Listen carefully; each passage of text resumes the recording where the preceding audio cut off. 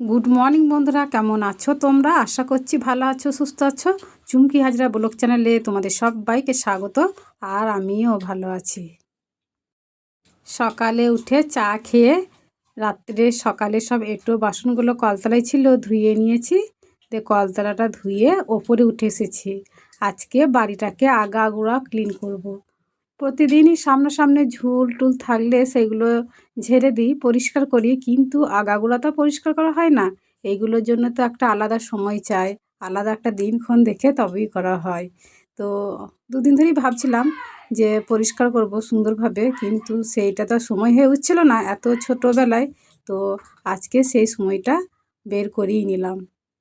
মেঘের অবস্থা খুব খারাপ, একদম কুয়াশাচ্ছন্ন অন্ধকার।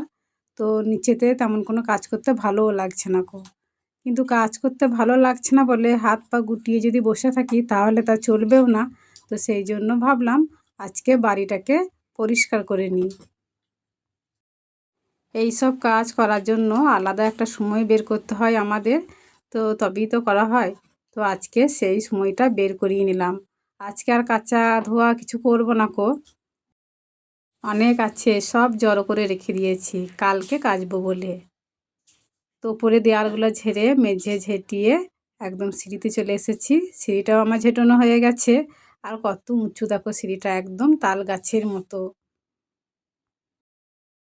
ঘরের ভিতরগুলো আগেই ঝেড়ে নিয়েছি, তারপরে উপরে গিয়েছিলাম। আর এখন পিঁড়েটাকে ঝেড়ে নেব। শুধু মাকড়সার জাল আর মাকড়সার জাল। এত মাকড়সা আমাদের বাড়িতে, আর ধুলোও হয়েছে। পিঁড়েটা সব ঝাড়া হয়ে গেল। এবারে পুরো বাড়িটাকে পরিষ্কার করে ঝাঁট দিয়ে নেব। প্রায় দিনই আমি ঝেড়ে দিই, তো সেই জন্য এতটাও ধুলো নোংরা বের হয়নি। তো মাঝে মধ্যেই তো পরিষ্কার করা হয়, তো সেই জন্য। যারা নোংরা দেখতে পারে না, অপরিষ্কার অপরিচ্ছন্নতা দেখতে পারে না, তাদের কাছে যতই ছোটোবেলা হোক বা যতই শরীর খারাপ হোক, যাই হোক না কেন, তারা কিন্তু বাড়িটাকে ঠিক পরিষ্কার করে নেবে। তো একটু সময় বের করে নিজের মতো করে ঘর ঝাড়তে গিয়ে আর ঝাঁট দিতে গিয়ে প্রায় 10টা বেজে গেল। আর ঘর ঝাড়তেই না আমি দুটো গ্যাসেতে গরম ভাত বসিয়ে দিয়েছিলাম, আলু সিদ্ধ কলাই সিদ্ধ। ছেলেটা বলল, মা আজকে গরম ভাত খাবো, তো মুড়ি খাবো না। তো সেই জন্য আমি বসিয়ে দিয়েছিলাম। দেখো এই তক্তাতে বসে বসে খেয়ে নিয়েছে, পালিয়ে গেছে কোথায়। তাই আমি এখন এঁটোটা ঘুচিয়ে পরিষ্কার করে নিলাম। পুরো বাড়িটাকে পরিষ্কার করা, মোছা ধোয়া অনেকটা সময় চলে গেল। তারপরে স্নান করলাম। দেখো এখনও মেঘের কী অবস্থা, এখনও পর্যন্ত একটু রোদ ওঠেনি। খুব শীত করছে, ভীষণ শীত করছে। তো এখন চুলটাকে বসে বসে আঁচড়ে নিলাম, তা না হলে কেমন লাগছিল বাবা। এখন তো শীতকাল, পৌষ মাস, শীত তো প্রতিদিনই। কিন্তু আজকে অন্য অন্য দিনের তুলনায় এত শীত পড়েছে যে কি বলবো।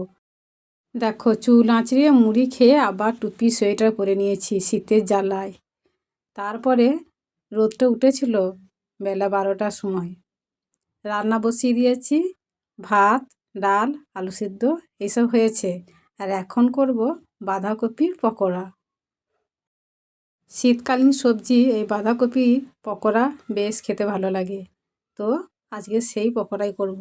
তো তোমরা পুরো ভিডিওটাই দেখতে থাকো। আর হ্যাঁ, আমার একটা কথা বলি, আবার একটা সমস্যা দেখা দিয়েছে জানো। কমেন্ট বক্সে ঠিকঠাকভাবে কমেন্ট আসছেও না আর যাচ্ছেও না। মাঝে মধ্যেই এইভাবে এক একটা সমস্যা চলে আসছে, তখন এত বিরক্ত লাগে না যে কি বলবো, মনে হয় যেন আর ভিডিওই করবো না, ছেড়েই দিই। দেখো বাঁধাকপিগুলো বানানো হয়ে গেছে, হালকা করে কিন্তু একটু সামান্য ভাপ দিয়ে দিয়েছি।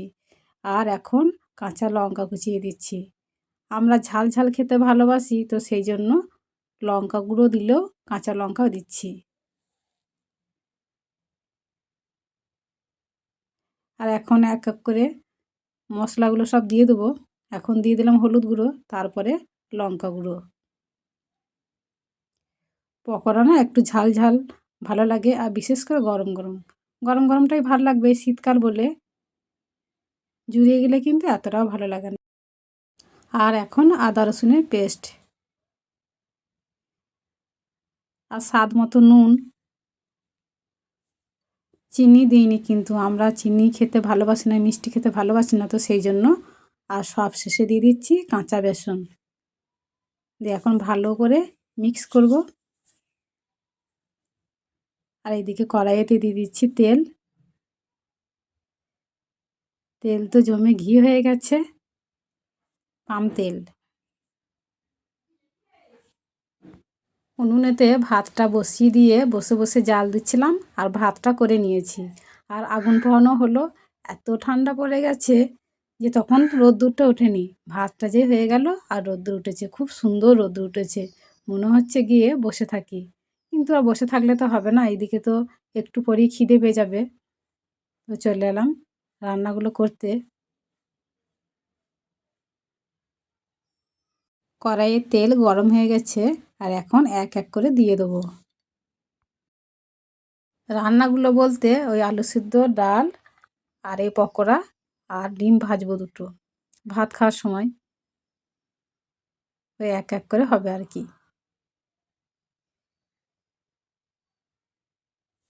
বাড়ির কাজ, পরিষ্কার পরিচ্ছন্নতা রাখা, রান্না বান্না এইসব নিয়েই থাকতে ভালো লাগে। মাঝে মাঝে একটু বিরক্ত লাগে, তখন মনে হয় যেন একটু চেঞ্জ হলে ভালো হতো। আর এইদিকে দেখো, তোমাদের সঙ্গে কথা বলতে বলতে আমার একদম ঝাল ঝাল মুচমুচে টেস্টি টেস্টি বাঁধাকপির পকোড়া প্রায় রেডি হয়ে গেল। তো এটা একবার হচ্ছে, এখন একবার দিতে হবে। আর এই গরম গরম পকোড়াটা খেতে দারুণ লাগবে এই সময়। ও কাজে গিয়েছিল, বাড়ি চলে এলো।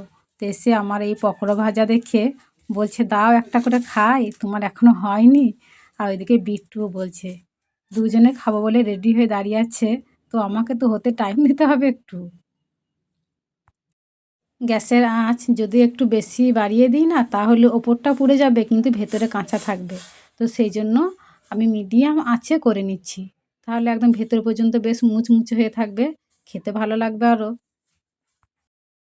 একটু সময় লাগবে ওই যা, কিন্তু রান্না করতে গেলে একটু সময়েরও দরকার আছে। তাড়াহুড়ো করে রান্না করলে দেখবে সেদিনে রান্নাটা ভালো হয় না গো। আর একটু সময় নিয়ে রান্না করলে রান্নাটা ভালো হয়। যাই রান্না করি না কেন, তো সেটাই দেখবে ভালো হয়।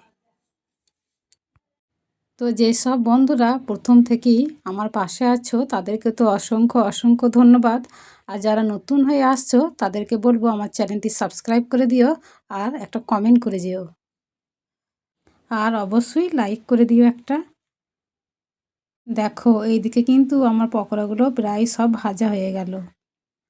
তো বন্ধুরা, আজকের ভিডিওটা এই পর্যন্তই। দেখা হচ্ছে আগামী পর্বে। সবাই সুস্থ থাকো, ভালো থাকো, টাটা।